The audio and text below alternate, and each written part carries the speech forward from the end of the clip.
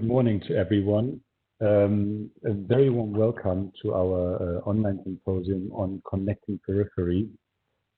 We've waited a little bit longer, 5 more minutes, so I apologize for the delay, but now we're a good 45, almost 50 people, and that's fantastic. We had lots of applications, so I'm happy to see everybody online and present. And I would like to introduce the webinar and what the activities we have planned for today. First, I would like to mention that this event is a joint effort of 2 projects, B Solutions and the Interact project Peripheral Access. So it is our joint effort in hosting this event today. So some of you might have been from the project B Solutions, some from the network of Peripheral Access. Welcome to all of you, and thank you for joining. And subsequently, of course, the products or the inputs you will receive today reflect the activities of both of these projects. So what we would like to show you today are 2 things. First, give you an overview of the good examples and good practices that we've collected from projects within the context of cross-border activity. Both the project Peripheral Access as well as B Solutions are active in improving cross-border transportation in different ways, but the ultimate goal is the same. So within that first thematic topic, we will have an introduction from the project B Solutions from Cinzia, who will also introduce you to the project context. Then we will have 2 inputs which reflect the activities that have happened in our project Peripheral Access over the last 3 years. The first one will be on cross-border traffic with a specific focus on tourism, held by Marco. And the second one will be on innovative solutions for increasing the attractivity of peripheral border areas through public transport offers, of course. That will be held by Kretislav. The first input will be Europe-wide, as B Solutions is active Europe-wide. The second 2 inputs will be with the focus on the area of Central Europe. Then we will change the subject slightly, move away from the cross-border context, but remain within the problem or the challenge of accessing peripheries. And we will then have 2 inputs that focus on rural or peri-urban area, still with a focus on public transportation, and still both activities that are implemented in a peripheral setting, but it will move away from the regional focus on cross-border and towards rural areas. There we will have an input from Anna Reichenberger, who represents the partner institution within the Peripheral Access project. There we will get some information about multi-mobility hubs. And the second input will be from an external project representative, Jasmin Weisbrot, who will give us an input about first rural mobility solutions, but also speak about the activities within another Interact project and another Interact sphere. And she will introduce the MAMBA project and the activities that MAMBA has done within the Baltic Sea region, which is in some way similar to the activities we've conducted in Central Europe within the project we present today. So this will also be an interesting addition. With that being said, I would like to say a few administrative things. Please keep your video turned off throughout the conference. We've had problems in the past with bandwidth, so if everybody turns on their video, that will be difficult. So please keep your videos off. Second thing is that we would ask you to keep yourself unmuted throughout the conference. If you'd like to speak, or if someone is speaking, they will actively unmute themselves, so I will unmute you. But otherwise, please stay muted. And the third thing is that we will go through the conference and have a Q&A session at the end. We've planned about 20 minutes for that. That means all the questions that you have throughout the conference, please write them in the chat. If you click on the bottom end of your screen, you should see an options bar with multiple options. One of them has a chat bubble. You click on that, the chat will open on the right side, and in that chat you can write your question, and please write to which speaker you address that question. We will then collect all your feedback and your questions. Also, if you have feedback about some content, you can also put that in there. We will collect that, and then at the end, with your collected questions, address the speakers ourselves. That will be done by my colleague. Yeah, and with that, I'm through with my administrative information, so to speak, and would hand over to Cinzia, who will give you the first input, but who will also represent or will also talk about the project B solutions, which she presents.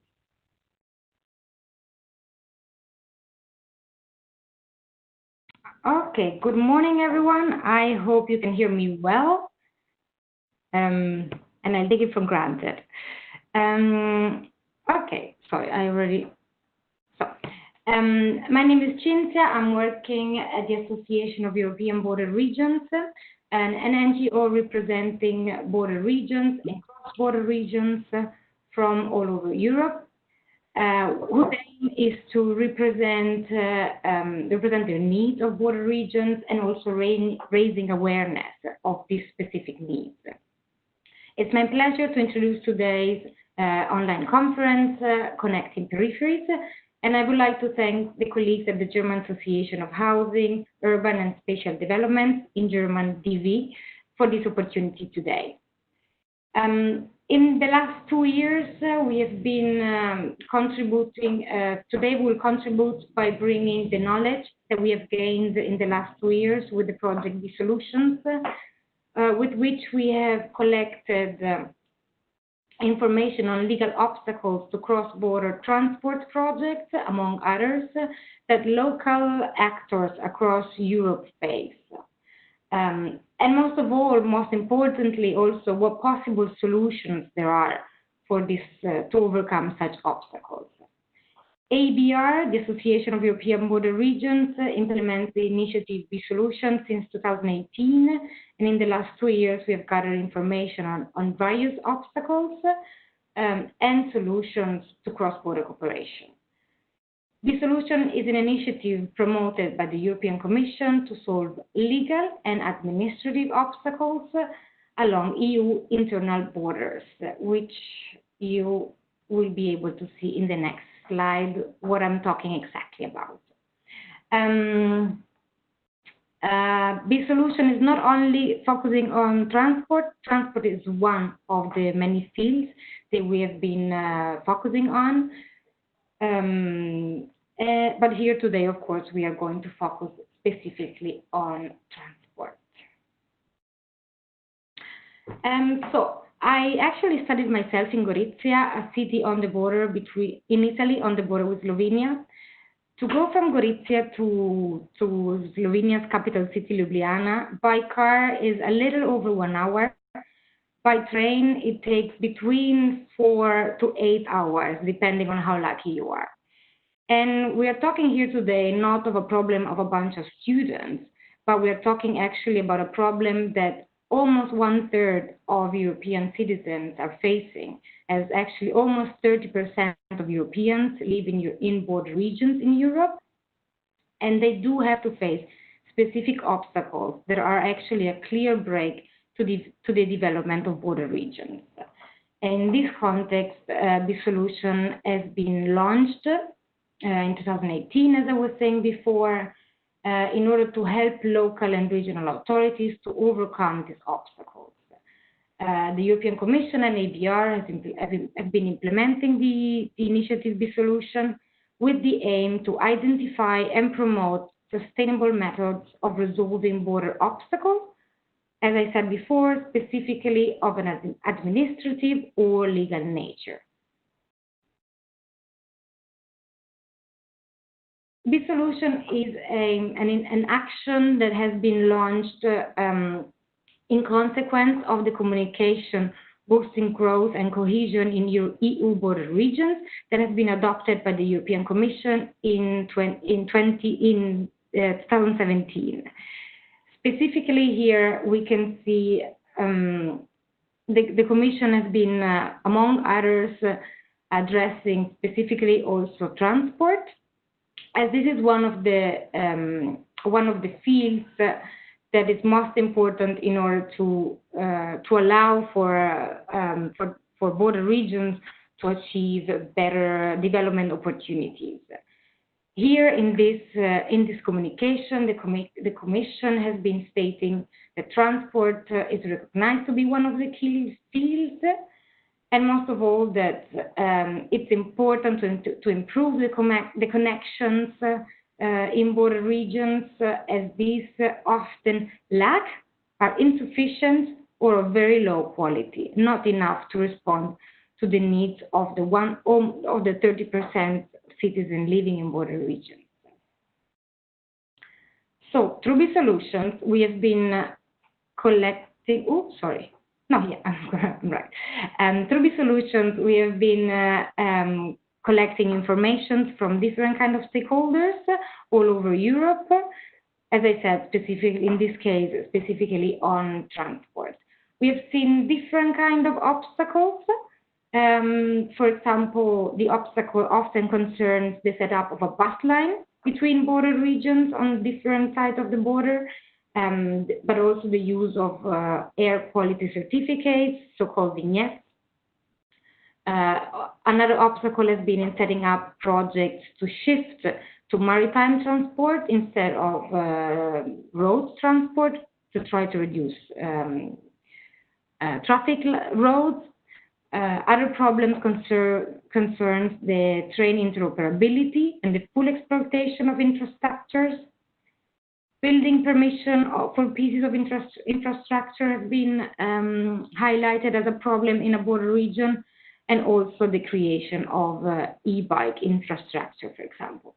I am going to give some more details later on. Of course, we don't have the time to go in the specific details of every project.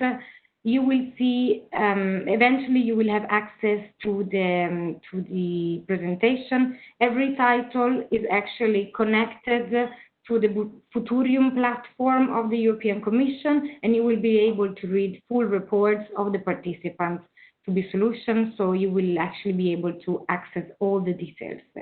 So for now, for the sake of this of the event today, I'm just going to give you a brief overview.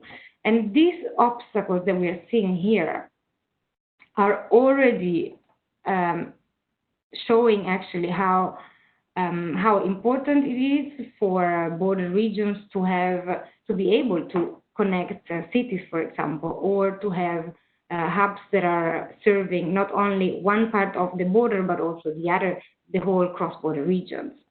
And briefly, from what I mentioned, we can already understand that the obstacles are actually often arising because the laws regulating these transport projects are applicable only in the national territories. So in cross-border regions, in border regions where there are two legal frameworks meeting, local actors face more challenges than in the other cases that normally are implemented only at the national level. So going a little bit into the details, having an overview of the obstacles that we have been seeing through the solution. As I said, you can click on the titles once that you will have access to the presentation in order to have the full access to the full report with all the details. One obstacle that we have seen in 3 different regions, one on the border between Italy and Slovenia, and twice actually in 2 different regions on the borders between Spain and Portugal, concern the difficulties to set up a bus line between cities on the 2 sides of the borders. in order to help population to be more mobile in peripheral areas. And the solution required by the local actors actually requires the involvement of the competent authorities to sign bilateral agreements that would allow for the bus line to be operable, while also adapting the project to the regulation of international road transport, additionally, of course, to both the frameworks of the two countries involved. So already the setup of a local bus line actually in many cases must require the participation of the national authorities as well. Another problem, as I mentioned before, is the framework for the air quality certificates, so-called vignettes, that are allowing the access to specific environmental zone.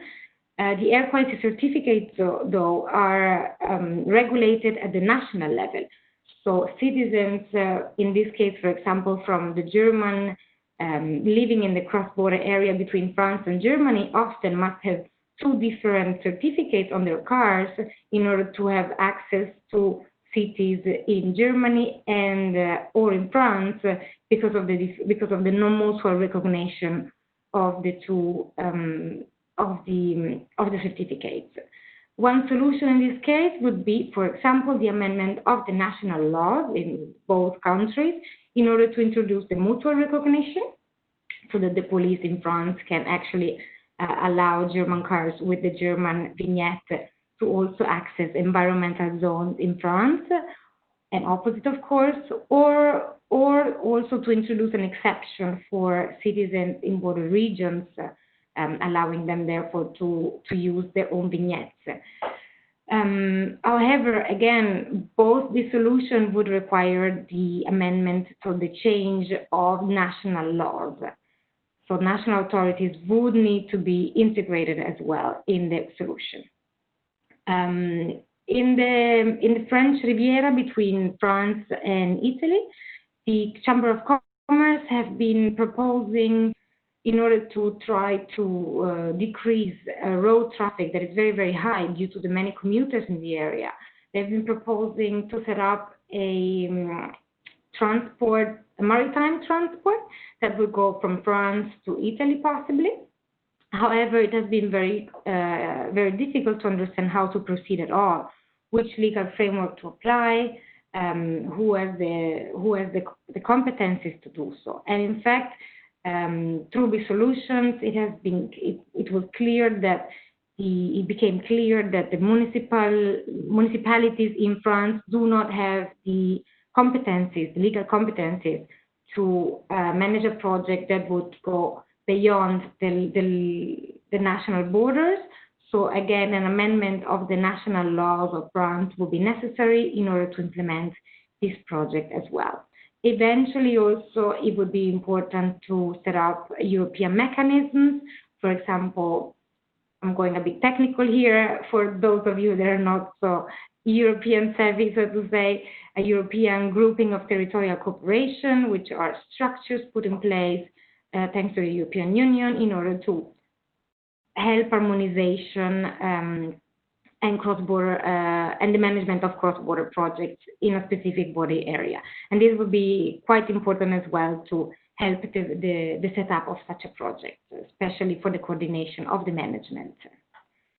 Another problem, for example, as I mentioned before, is the lack of interoperability of the autonomous port of Strasbourg for German trains. This is one of the most important hubs for the region, for France, and actually, of course, it also could help the development and could be an important hub for Germany as well. The problem is that because of safety issues, for example, and because of really the administrative framework regulating the hub, German trains are not granted access. So there is actually a little commuters going, connecting the French side of the port and Germany in order to allow also Germans to make use of this big important hub. So another solution, again, in this case, the solution requires a bilateral agreement that would introduce the mutual recognition, for example, of the safety standards that would enhance the interoperability of the port. It would also be important to recognize the trainings of the drivers, so French drivers and the German drivers in France, for example. And another obstacle that we saw is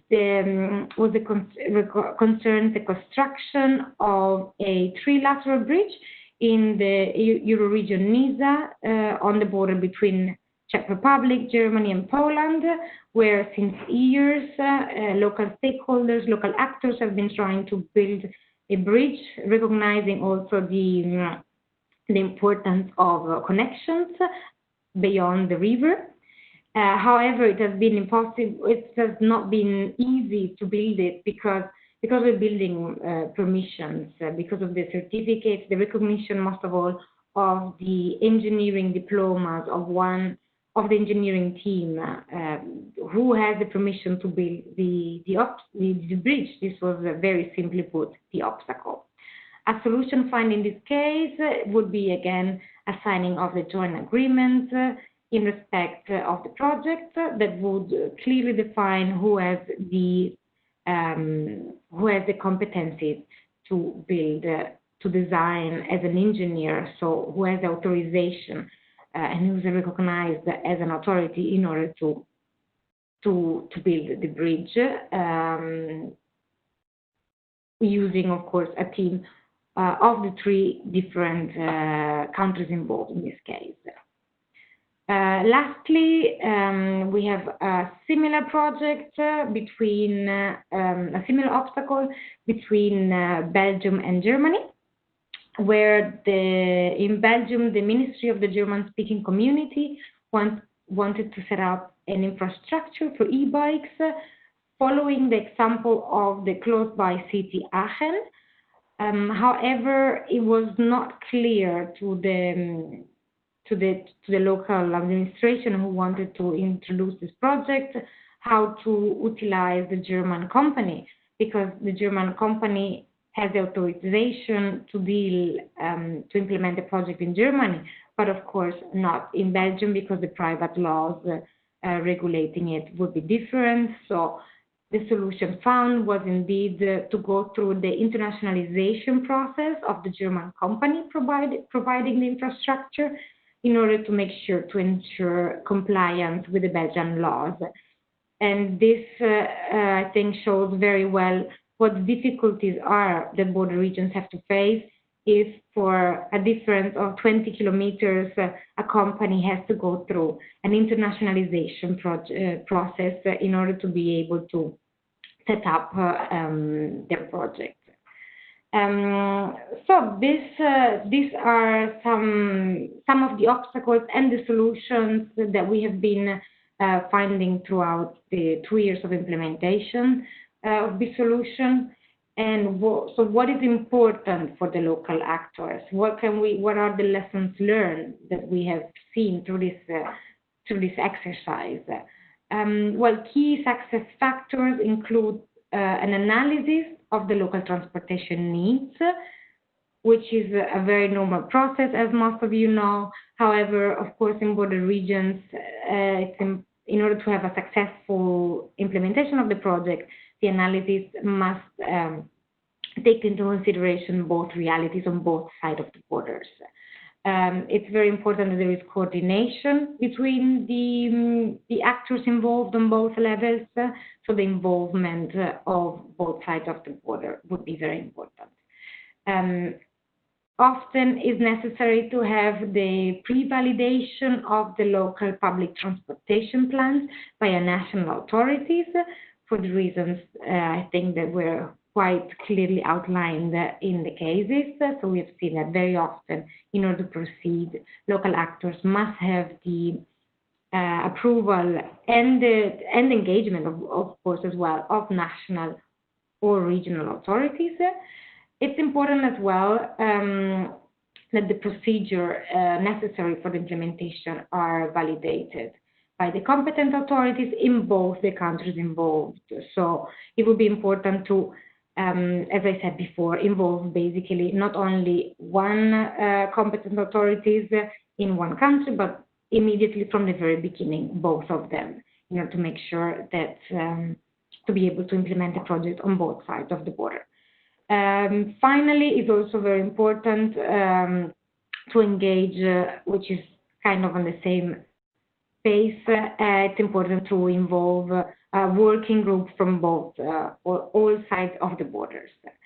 And this shows quite clearly how to overcome obstacles in border regions is lengthy and requires a bigger effort than in non-border regions where only one national framework is involved.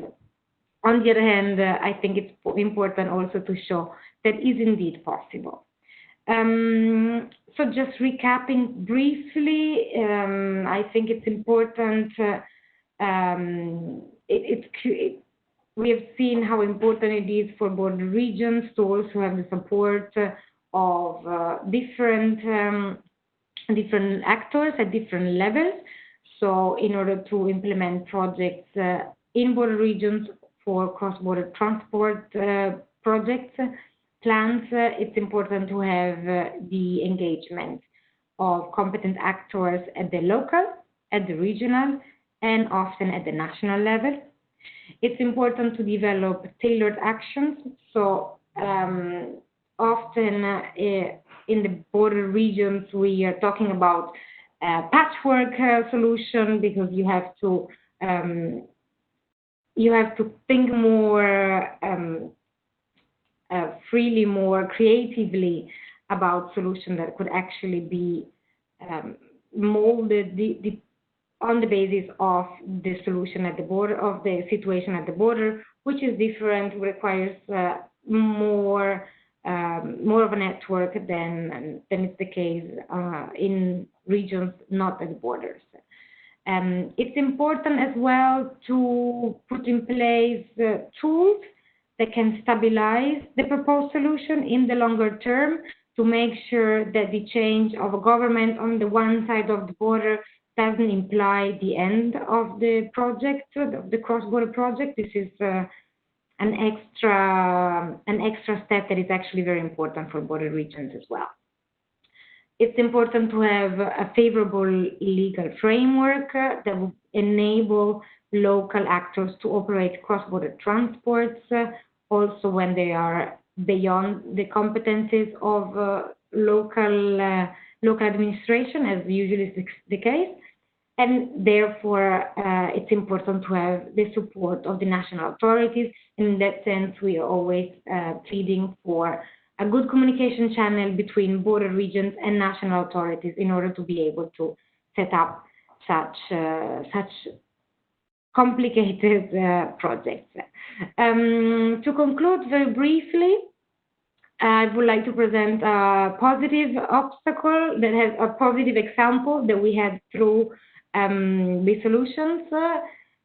Is the case of the European Grouping of Territorial Cooperation, EGTC-GO, on the border between Gorizia, Nova Gorica, and Szempieter, where, as I was mentioning before, the obstacle was indeed the creation of an integrated public transport, a bus line that would include both all the three municipalities, which was difficult because of the legal framework, which was not easy to overcome, different languages, different pricing, for example, models. The solution has been found within 15 months of the implementation of the solution.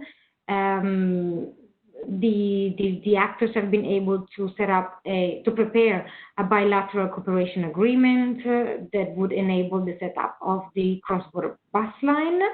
And this has been possible thanks to the mobilization of the relevant actors at the local, the regional, and eventually, in the case of Slovenia, for example, also of the national level. It has been possible thanks to the involvement of both local transport operators, so the one from both from Italy and the one from Slovenia. And also it was very important in order to justify the importance of the problem to go through, to carry out a study on the cross-border mobility flows that would justify at the political level the importance of such a bus line. And finally, also, it has been very useful to have a thorough analysis of what the regulations at the local, at the European, and at the national level are in order to set up a public transport project on a cross-border, in a cross-border context. So this is it from my side. If there are questions, I will be available afterwards. Just to let you know, as I said before, you can access all the details. In the next month, we are going to release also the compendium, finalizing all the lessons learned and detailing all the cases. This will be publicly accessible, so you can contact me or us at bsolutions@aebr.eu in order to have access, for example, at the to the compendium or more information. Thank you very much. Yeah, thank you very much, Cinzia, for your input. I think it gave a really good impression of what the problems in cross-border areas are, but also at the range of solutions that are at hand. We are going to focus on the solutions now, and we will zoom in and present two concrete examples that have been implemented within the project of Peripheral Access project. Then we move on to the next presenter, and that is Kretoslav. I see you've already turned on your video. Perfect. Again, a cross-border intervention that's been implemented within the Peripheral Access project. But now we're focusing on the region of South Moravia, and Kretoslav will talk about the changes that have been done within the last years and within the framework of the Interact project. Good morning. Can you hear me, please? I hope. Thank you for all for visiting this conference. My name is Kretoslav Havlík. I am from Cordis, GMK, which is the coordinator of public transport of the South Moravian region. And I would like to speak about one use case, which is the Znojmo district. It's a district which is quite a disadvantaged region, and also it's a border region. And first of all, I would like to explain something about this district. I would like to say what we have identified, the possibilities which could be used as an advantage of this region. And furthermore, I would like to speak about ideas which we have tested within this Peripheral Access project in Znojmo district. In the end, I would like to speak about possibilities of cross-border cooperation and select of EU-level support for cross-border cooperation. First of all, about Znojmo district. So Znojmo district is a small district with about 100,000 inhabitants. It's in the western part of the South Moravia region. It's bordering with Austria, and it's also bordering with other quite disadvantaged regions of the Czech Republic. And this region is mostly agricultural region. There is wheat industry, and there is important tourism, but only in summer. And also there is important national park, Podí Tajata, which is a cross-border tourist area, which is quite popular, but only in the summer. What is important is that also in the Austrian side of the border, the cities and the area is very similar, also very low population density, and most of the population from both districts are daily commuting from our side to Brno or to Austria, and Austrians, they are commuting to Vienna. So there are not so many connections between these two areas, and also there are not so many possibilities how to cooperate and how to improve the situation of both regions. Furthermore, educated and young people, they are leaving this area to Brno or to Prague. And also what is important is that public transport in our side is still quite fine, it's still quite popular, and South Moravian region is supporting public transport in the whole area of the Znojmo district. First of all, what we have done within the Peripheral Access project, we have started to find out some opportunities which can we test within Peripheral Access project, and the base for these opportunities should be public transport, because we are responsible for public transport. First of all, very important for us was to increase the length of tourism period, because at the moment it's only 2 months in a year, maybe part of June and part of September, but the length of the tourism period is very important for the effectivity and for economy of this district. Another issue, bring more tourists to the area and offer new tourist services. And what was very important for us was the improvements of connections towards Austria. And because at the moment there are not so many connections, not so many cooperation with Austrian part, and that's a pity, because it could help all the regions, both the districts. So, as I thought already, public transport should be from our side something like the first step for improvements in this region.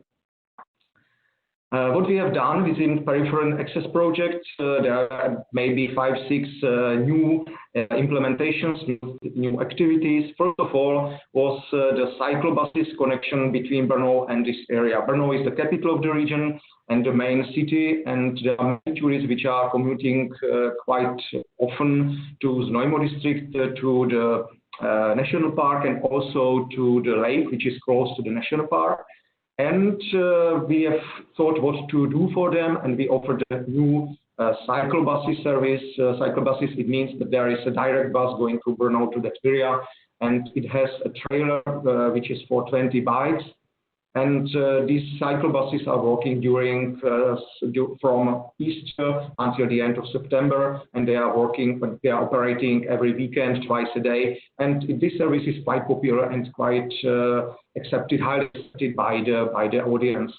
Another issue was the cross-border on-demand bus connection. That's already the topic which we are talking about today. And again, especially on the western part of this district, there are really villages without inhabitants, very low density of population. But we have bus connection going from Znojmo, like the town of the center town of the region, going to the western part of the region. And close to the border there is Austrian city, which is called Rosendorf. And this city is something similar as on our side. It's the last point of a tourist trains, and also something like a center for the national park on the Austrian side. So we have decided to start operate there a bus, a cross-border bus. At the beginning, it operated only during summer, but within Peripheral Access project, we have decided to open and to start the bus as a whole year service, not very often, but only 3 times, 4 times a day.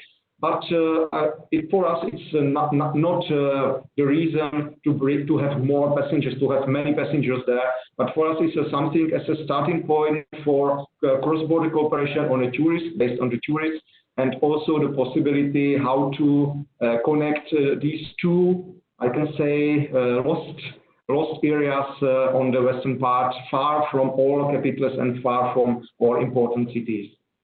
Another important issue for us was the including cross-border trains into the regional integrated tariff fare.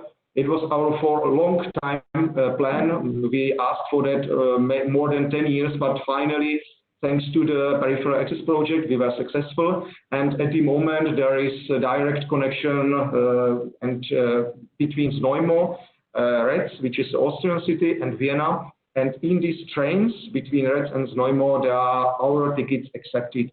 It brings again new possibilities for travelers, for passengers, for tourists, and as well for commuters, because on daily basis there are 200 pupils going from Znojmo to Rec. There is a special high school, And these students didn't have possibility to buy good tickets for good price. At the moment, they have this possibility, and they can use also different tickets regarding South Moravian region. So that's also a very big success. Unfortunately, since March, the track is closed due to the coronavirus, but we hope that in 15 days it will be again open, and people and tourists will use it again. Both of these activities, like the cross-border bus and trains, they are really for us something like a starting point for development of tourism on both sides of the border. Another issue was sorry, just this way. Yeah, another issue was the testing of demand and sustainability and possibilities of the tourist train, which went from Brno to Znojmo. And this train has been also connected with the activities on the Austrian side. We have found there a tour operator which was very keen on organizing some trip for Austrian tourists. So we organized for him special meetings or some castle guide and discussion and possibility to have lunch with on our side and city guide in the Znojmo town. And at the beginning, it was quite popular, and this trip was fully sold out. So it proved that such possibilities are possible. There are demand on both sides of the border, and I think that it's a really starting point for further development of cross-border tourism and cross-border cooperation on both sides. So that's the Austrian tourist train, Replaus Express, which is going on the Austrian side, and we have for the future we have plans somehow to integrate even this train to our integrated tickets, or provide, for example, some discount for tourists from the Czech Republic. And naturally, what was very important was the establishing of local stakeholders group. It was there were represented many people from the most important district and regional agencies and responsible persons, and it helped us also very much, especially with the bike service and bike transportation towards this Znojmo district. Maybe just some results and thoughts to the end. The use case of Znojmo district has proved that there are still possibilities how to use and improve existing public transport service and establishing new services with low cost, even in peripheral areas, and even as a cross-border service. Because, for example, trains and these cross-border buses were not expensive. It was just very few money, very few cost, very low cost, and they can work also in the future, not only within the frame of Peripheral Access project. Also, it is very important that bordering regions should cooperate. Znojmo region is a case which we can prove that the cooperation somehow exists on the cross-border level. But I can also mention another district in South Moravian region which is bordering to Austria, and they both these parts of Czech Republic and Austrian part, they are more competing than cooperating. And I'm sure that if these regions cooperate in the field of tourism and also work labor forces and so on, then they would be much more stronger than they are now, and the tourist area which would be much more important, or even in the European level. And at the end, I would like to say that I'm a bit sad that I'm still feeling the losing the support of EU level for cross-border connections. At the moment, EU is supporting the long TEN-T corridors and the very expensive TEN-T journeys, new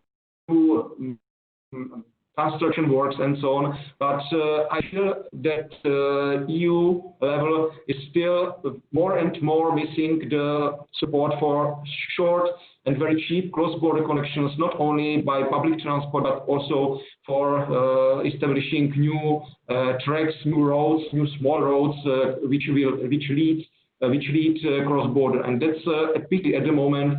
And I think that we all should support this small projects and small attempts to increase the cooperation between people on two sides of border, because we can have very important and very nice long distances, long trains, 20 trains or 20 corridors for cars, but we also need the cooperation between and the support for small and disadvantaged regions, which are mostly on the border, which are linked mostly on the border.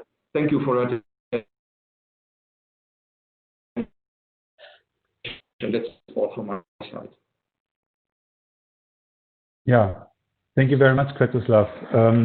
To lighten up the mood, we will go back to a positive example now. But thank you very much for this broad and extensive evaluation. Also, at this point, the project Peripheral Access has, of course, also developed some conclusions and evaluations based on all the project inputs. That one is published on our project website if any of you is interested in these results.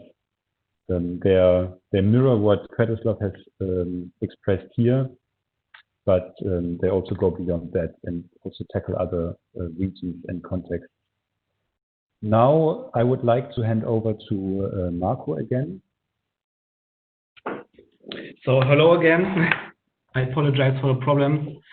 So our topic is increasing tourism traffic on selected train lines through digital marketing. Like Paul said, my name is Marco and I'm from the Falkland Transport Authority. First, I would like to say something about the definition of digital marketing.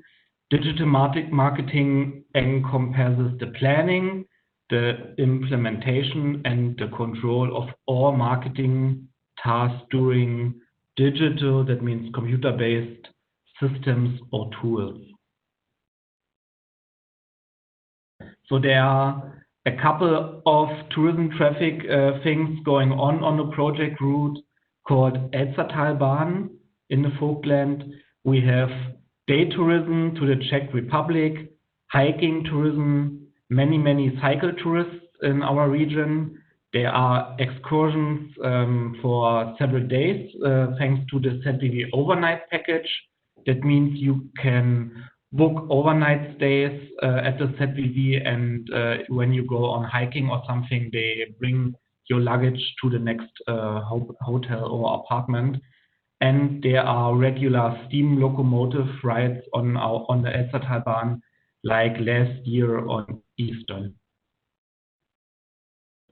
The idea as part of the project was the creation of a tourist guiding system for the Elstertalbahn and its neighboring communities. The original project idea was the design, creation, and the installation of 30 wooden signs at the train stations along the route, but this idea of those wooden signs was changed in the project due to the risk of vandalism and the rapid loss of topicality. And the newly created idea was then the creation of a guiding system in static and digital form. And this new concept was created by a creative agency as part of the action plan, which was required in the project. The name of this touristic guidance system is Fogla, and it is composed of Falkland and augmented reality. The static guidance system includes floor graphic instead of the wooden signs at selected hotspots of the track, and information brochures about the project, the guiding system, and the project route.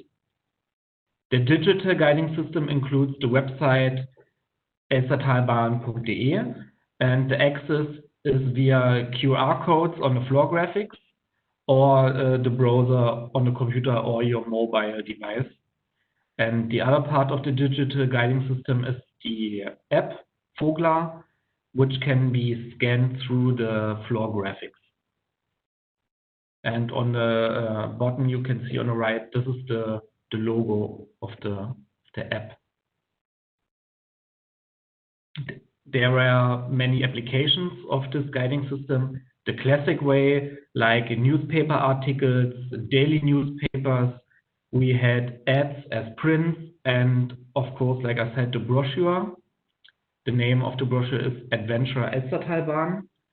And also we had digital applications. For example, we had a Facebook page of our business partners. There were applications for us, and we had the creation of the own Facebook page, the Elstertalbahn. There was a YouTube account created, a video clip about the project routes, which has about 30,000 clicks. Then the advertising of the ZTV website and on the website and partner companies' website, and the creation of the project-related website elstertalbahn.de. There are many advantages of digital marketing. For example, it's a very good measurability of scope of the measures. You can see the Facebook page has about 300 likes now.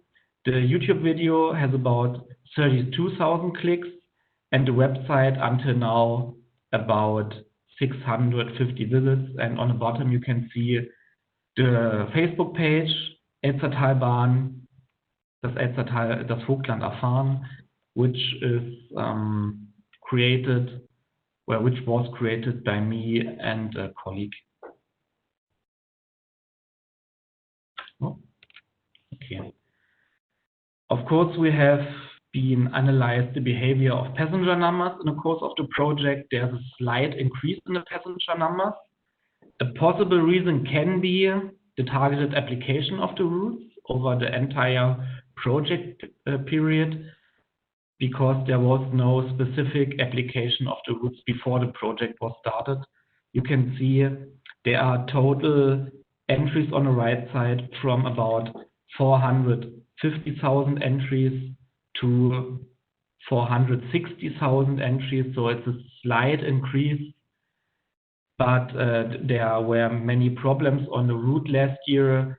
There was floods and many damages, so the track wasn't able to be run all the time, so the people had to move to buses and other stuff. So that might be a reason, because it's only a slight increase in the passenger numbers. You can see here the guiding system on the left side, and in the middle, those are the floor graphics. They are about 2 meters big. And on the right side, the application Vogler, the AR app. So when you scan the floor graphic, you can see something on your screen.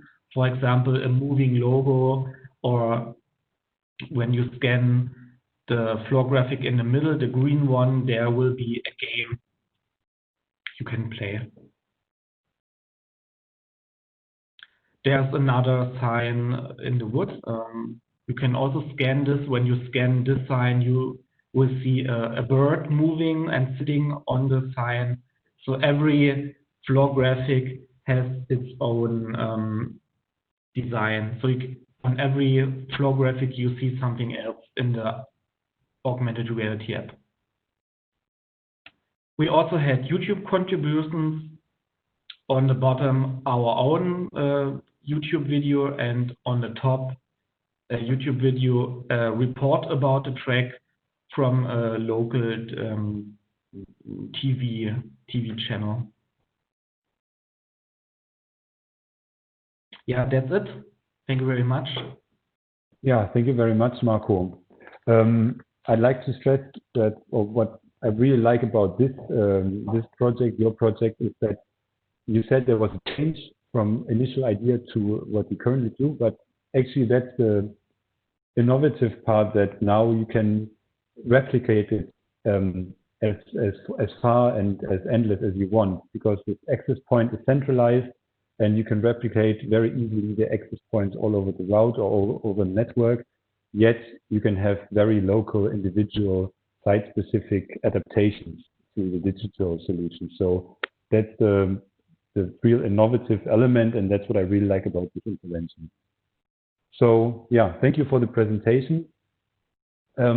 We now move away from the cross-border periphery and focus on the peripheral areas in rural and peri-urban areas. And for that, we've prepared two inputs. One is about a multimodal node system in the region around Graz. The other one is about an intervention in a rural area, a citizen bus solution that will be presented as part of another Interact project. And for now, we will start with the input on the multimodal node system that was extended within the framework of Peripheral Access. And for that, I will hand over the presentation rights to Anna. And Anna, the floor is yours now. Okay, thank you very much. So within my part, I want to present to you an example of how we respond to the trend of multimodal mobility with a very targeted solution for peri-urban areas in Styria. And we have not reinvented something new, but adapted an existing urban mobility system. And after shortly describing the initial situation in our region, I will outline the pilot project that was implemented in the framework of Peripheral Access.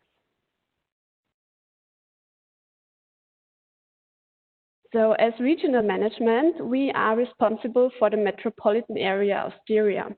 This is one of 7 major Styrian regions, and we are dealing within different fields of regional development. And mobility and transport is one main topic. The metropolitan area is a very diverse region consisting of Austria's second largest city, Graz, and 51 further municipalities. And all in all, about 500,000 people live here. And between Graz and the surroundings, there's can be a very rapid transition between urban and rural patterns can be mentioned. So concerning the transport situation, it can be said that the very close spatial and economic interdependencies within the region lead to a very high level of commuting. And this is resulting in a quite high pressure on the city and the dynamic surroundings. And on the north-south axis and also east-west axis, we have a quite strong public transport offer, especially through the S-Bahn system, the train system. But in terms of the remaining dispersed area, the regional bus lines are often not optimally adapted to the target groups or the needs of the people, or also are not very accepted from the rural population as everyday mobility. So in our projects, we try to enhance the attractiveness of public transport and focus strongly on multimodal mobility and the service-oriented aspect.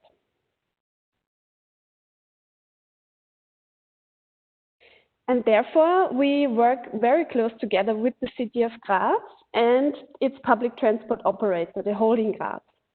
And the Holding Graz, they developed in 2015 a new multimodal mobility offer called TIM. TIM stands for täglich intelligent mobil, meaning daily intelligent mobile, and it's an extended mobility offer. And today they operate 9 TIM locations, so TIM hotspots, where certain mobility services are an add-on to the public transport. And as the heart of the system is a station-based car sharing with electric and conventional cars, rental cars, e-taxis, public charging stations, and also bicycle infrastructure, mainly bicycle racks. And TIM Graz now has over 2,000 users. And right after the first TIM spot started in 2016, we started also a cooperation with the city and the holding Graz in the sense of bringing TIM into the region in a maybe adapted or scaled way. So the basis at first was a site analysis along different criteria, which I will explain in more detail in a moment.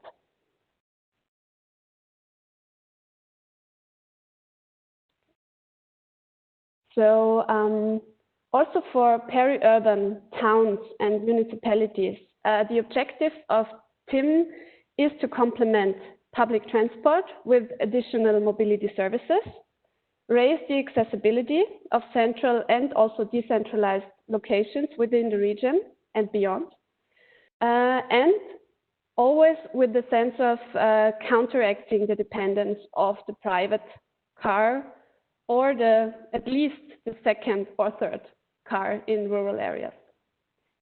And yeah, here you can see the different icons of the multimodal TIM system. So after the location analysis in the region, 10 suitable TIM spots have emerged. And one of them was first piloted within the project Peripheral Access. It's the one with the blue ring. It's in the municipality of Hart bei Graz. And Hart bei Graz is a classical suburban to rural municipality with about 5,000 inhabitants. And the exact spot of the project, of the pilot project, is a park and ride place with an existing bus stop, not far from the municipal office.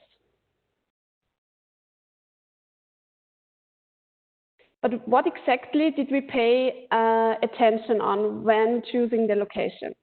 So I mentioned certain criteria we adapted from the urban to the more rural needs of the population. And here you can see the most important criteria for our potential TIM nodes concerning the catchment area and the population density.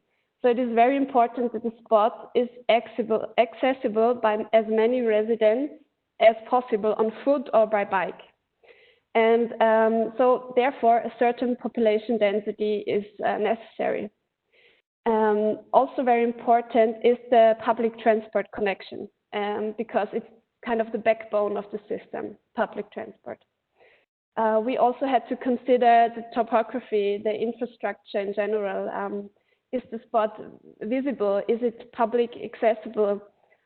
Is there enough space? Is there also the possibility to scale it later on? So maybe if later on a second e-car sharing car will be added, is there enough space for it? And of course, for the public charging infrastructure, it's very important to check if there's enough grid capacity. And last but not least, of course, often the most important part is the interest, willingness, and of course, the financing situation. And without the Interact project and other EU, provincial, and regional funding, this TIM project would not be possible. So now let's have a look to the Peripheral Access pilot project, a closer look. So the start date, after some preparations, was last year in March, and the end date with the evaluation was this April. And yeah, without the purchase of the e-car sharing car, the regional funding, and the planning and implementation costs were about 125,000 euros. And of course, yes, the funding from the Interact Central Europe program within this project, and the co-funding from the province of Styria. And as we have a very special situation that we as regional management, because we were the partner or are the partner of Peripheral Access, are the investors, but landowner and operator is the municipality. So therefore, we set up a contractual agreement. And right after this, the detailed planning and the building implementation could start and was conducted by externals. So the conclusion then was a small first evaluation, but from which not very much can be deduced by now because also of the Corona situation. But we summed up the process, the whole implementation process, in an application manual, which is one of the main outputs for peripheral access. Yeah, and here you can see you have some impressions of the TIM node, the first TIM node outside of Graz in the municipality of Harz bei Graz. And when you have a look, take a look at the plan, so from the left to the right, you can see that there are some components existing, like the first one is the bus stop. And it's also a very lucky situation that we have already an existing call taxi system, which will be a very good feeder also to this hub. So there's also one collective stop already there. And yeah, then we have 3 spaces for public charging, so for e-cars. Are the ones in the light red.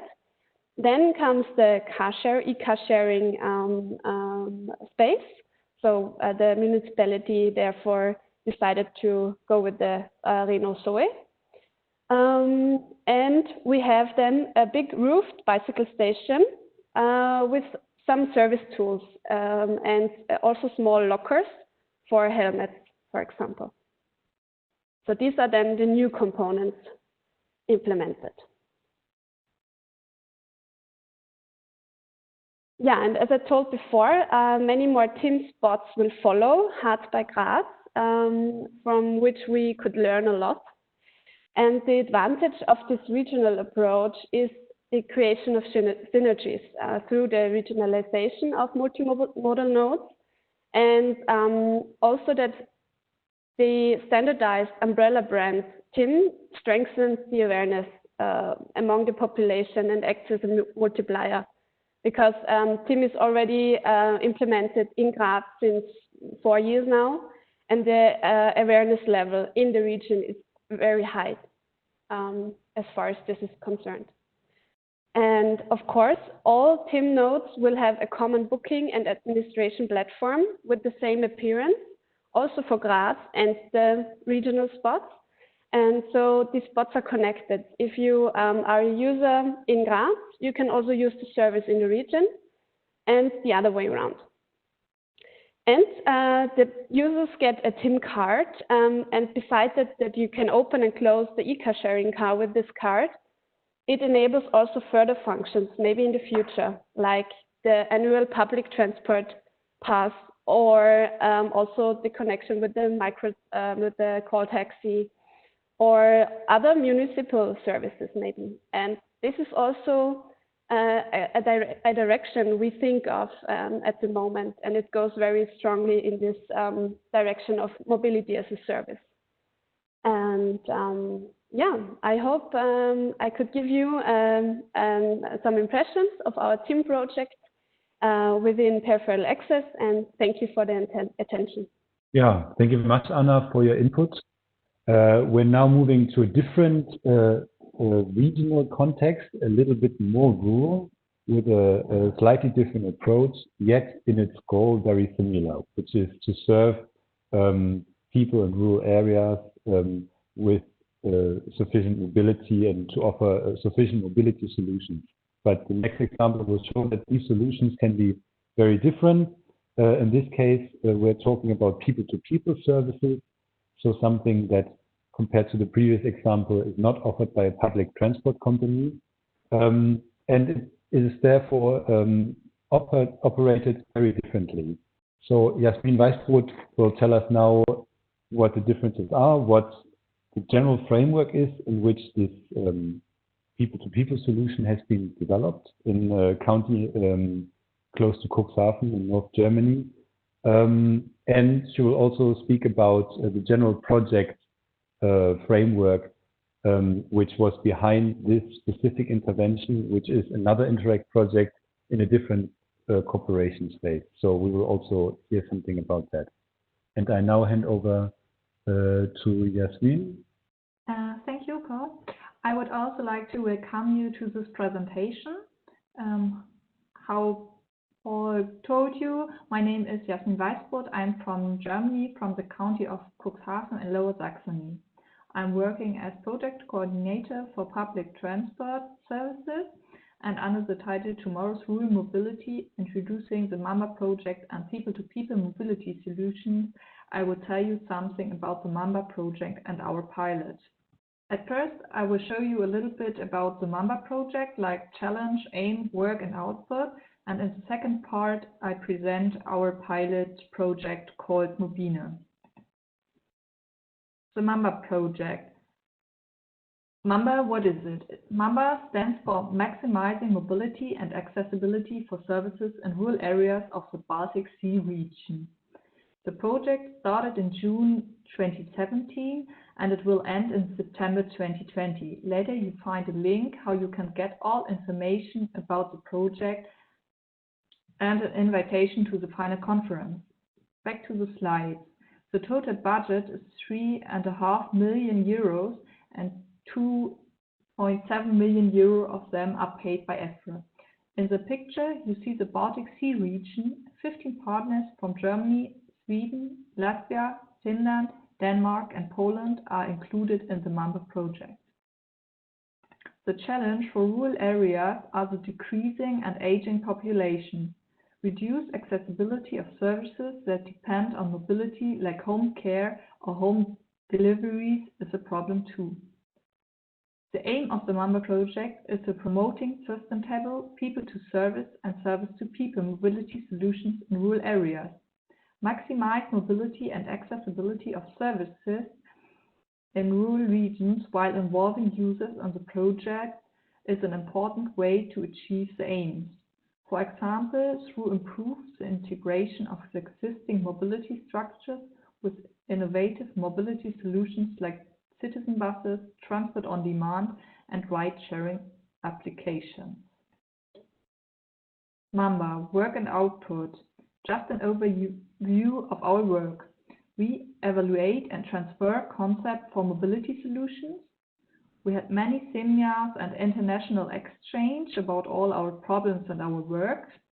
Most project partners develop concepts for mobility centers, and in local networks we work with users in our project areas so they can participate since the project started. And our output, now I'll give you some examples for it. We create a knowledge database, a handbook for self-organized mobility, compendium, recommendations, readers, and so on.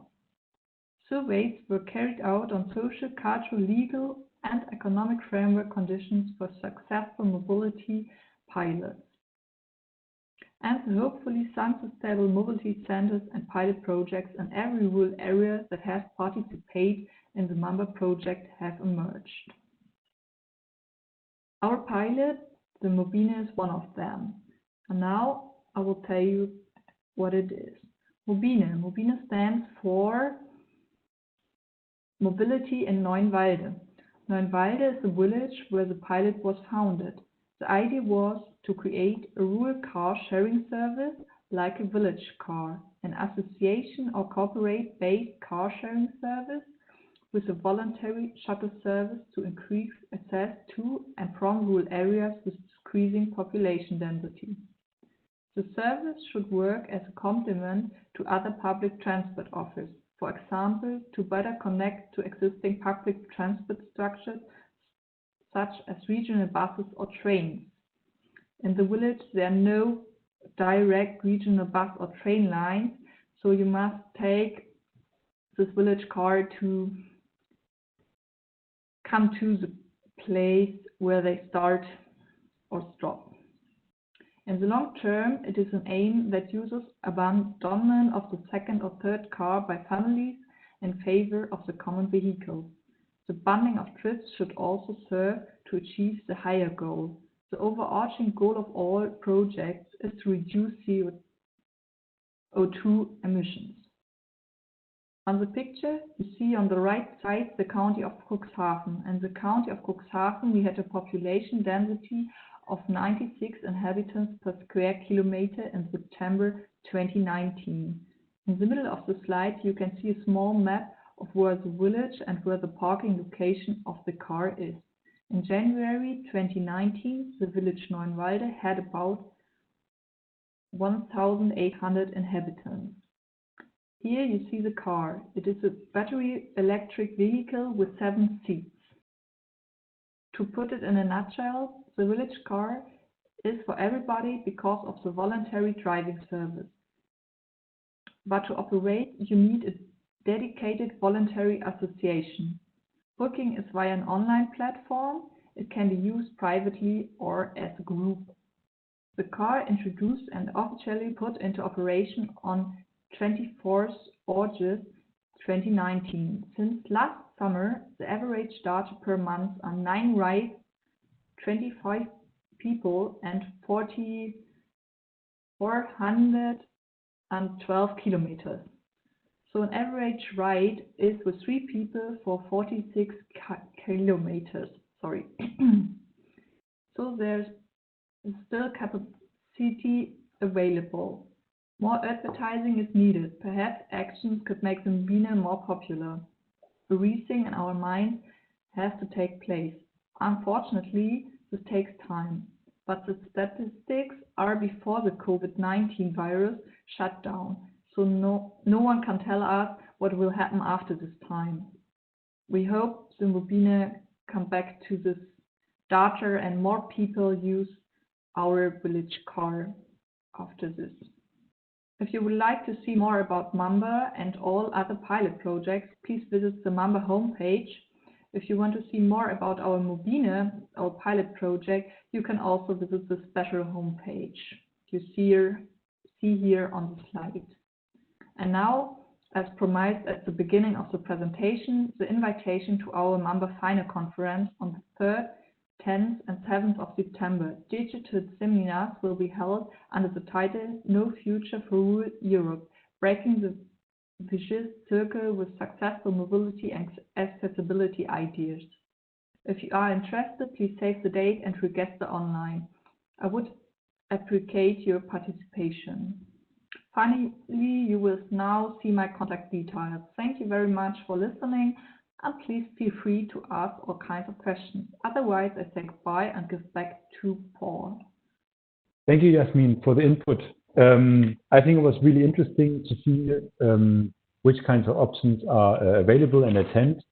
But the interesting part is the comparison between these two examples, because they operate under the same goal, ultimately trying to reduce attractivity of a third, a fourth, a fifth car for the same family, and to offer a range of different options that are available to families and to people in rural areas to just go away from this single option public transport that is currently in place.